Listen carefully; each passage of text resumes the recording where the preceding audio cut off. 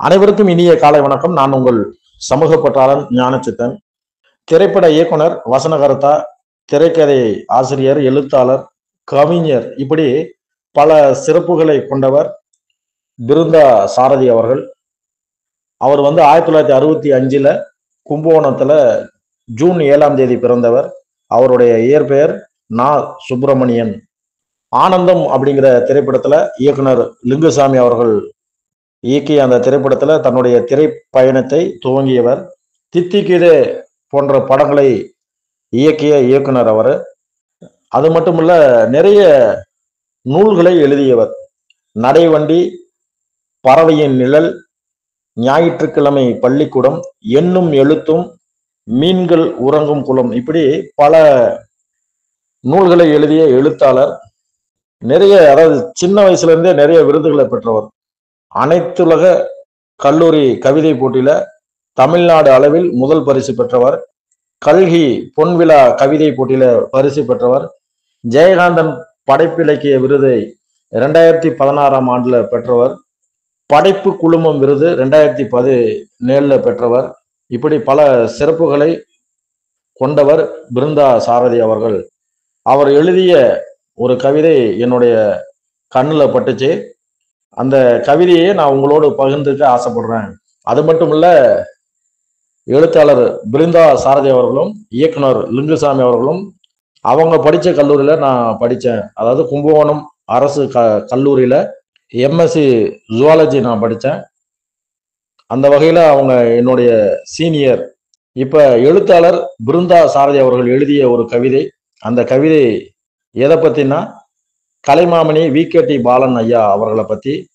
அவர் நேற்று இயற்கை எய்தினார், இறைவனடி சேர்ந்தார். இரவாத புகழுக்கு சொந்தக்காரர் வி.கே.டி. பாலன் ஐயா. வி.கே.டி. அப்படின்னா வீரசங்கிலி கண்ணையா பாலன், அதாவது அதனுடைய ஷார்ட் ஃபார்ம் தான் வி.கே.டி. பாலன். இவருடைய சாதனைகள் நிறைய இருக்கு. அதாவது உழைப்பால் உயர்ந்த உத்தமர், விடாமுயற்சி விஸ்வரூப வெற்றி, வறுமை நினைத்து பயந்து விடாதே, திறமை இருக்கு மறந்து விடாதே அப்படின்னு. அது மட்டும் இல்ல, ஒரு சில படத்துல காமெடிக்கு சொல்லுவாங்க, தமிழ்நாட்டில் எல்லா டிஸ்ட்ரிக்ட்ல இருந்து ஆவுன்னா மஞ்ச பையோட சென்னைக்கு வந்துடுறாங்க அப்படின்னு. அந்த மாதிரி சின்ன வயசுலேயே இருந்து 10 வயசுலேயே சென்னைக்கு எதுவுமே இல்லாம இன்னைக்கு பல நிறுவனங்களுக்கு சொந்தக்காரர், பல சாதனைகளுக்கு சொந்தக்காரர். அவருடைய வாழ்க்கை இன்றைய இளைஞர்கள் தெரிஞ்சுக்கிட்டாங்கன்னா நிறைய சாதிக்கலாம், சரித்திரம் படிக்கலாம். தடம் மாறுகின்ற இளைஞர்கள் தடம் பதிக்க வேணும்னா அவருடைய வாழ்க்கையை தெரிஞ்சுக்கணும்.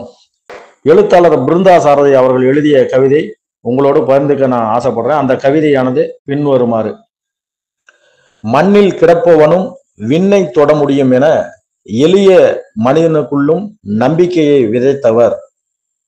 சாதாரணமானவனும் சரித்திர மனிதனாகலாம் என்பதை இவர் வாழ்க்கையை படித்தால் உணர முடியும்.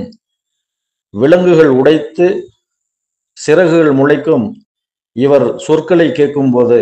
இல்லைகளில் இருந்து எல்லைகள் கடந்து பயணித்தவர். இலக்கியம் படித்தவர் அல்ல, இலக்கியம் ஆனவர். ஐயா வி.கே.டி. பாலன் மறைந்தார் என்னும் துயரம் தோய்ந்த செய்தியை இன்றைய மழைக்கால காலை அறிவித்தது. நல்லவர்கள் மறையும் போது வானமும் கண்ணீர் விடும் என்று என் தந்தையார் மறைந்தபோது ஆறுதல் சொன்னார்கள். அது இன்று என் நினைவுக்கு வருகிறது.